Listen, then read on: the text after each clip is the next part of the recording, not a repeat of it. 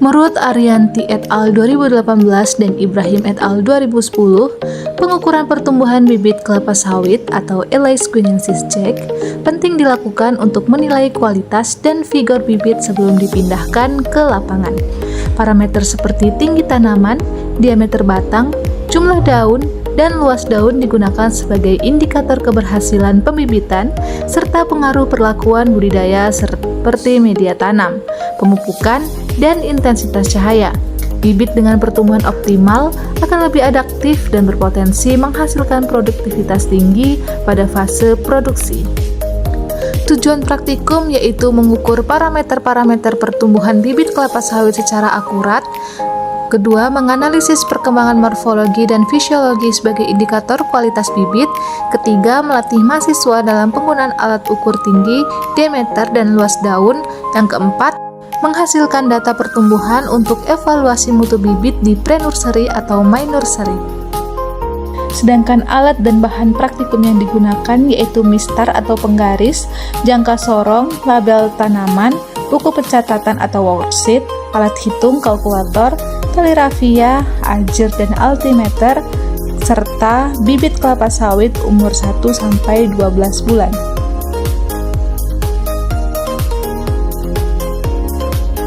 Pertama, hitung jumlah helai daun pada bibit kelapa sawit. Yang kedua, ukur tinggi tanaman kelapa sawit.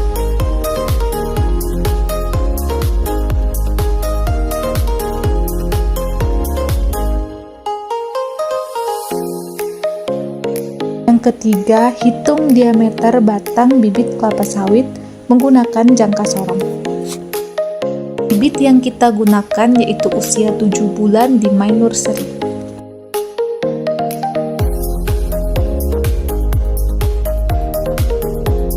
Yang keempat yaitu menghitung panjang daun.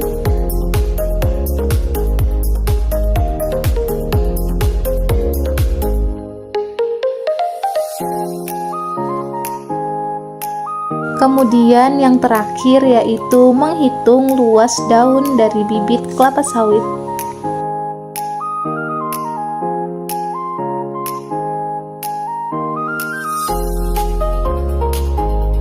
Berikut merupakan data hasil pengamatan dan pengukuran. Berdasarkan data identitas dan morfologi bibit kelapa sawit berumur 7 bulan, dapat diketahui bahwa kondisi lingkungan pembibitan berada pada suhu 28 derajat Celcius dan kelembapan 80%, yang merupakan kisaran optimal untuk pertumbuhan vegetatif kelapa sawit. Intensitas cahaya bervariasi cukup jauh antar sampel, mulai dari 47 sampai 47,65 lux, yang kemungkinan berpengaruh terhadap variasi pertumbuhan morfologi. Tabel kedua yaitu data morfologi bibit. Parameter morfologi menunjukkan bahwa bibit dengan nilai pertumbuhan terbaik ditunjukkan oleh bibit K0, K2, dan K3 dengan tinggi mencapai 96 sampai 97 cm. Jumlah daun 11 sampai 12 helai serta diameter batang 3 sampai 3,3 cm. Sementara bibit K1 menunjukkan pertumbuhan paling rendah dengan tinggi 77 cm dan jumlah daun 11 helai, yang diduga berkaitan dengan intensitas cahaya paling rendah yaitu 50 lux. Hal ini menunjukkan bahwa perbedaan cahaya dan kondisi lingkungan dapat mempengaruhi perkembangan vegetatif bibit. Perlakuan pemupukan dilakukan dengan 3 kali pemupukan yaitu pada Sabtu 29 November 2025, Sabtu 13 Desember 2025, dan Sabtu 27 Desember 2025. Untuk jenis pupuk dan dosis disesuaikan berdasarkan pada tabel berikut ini.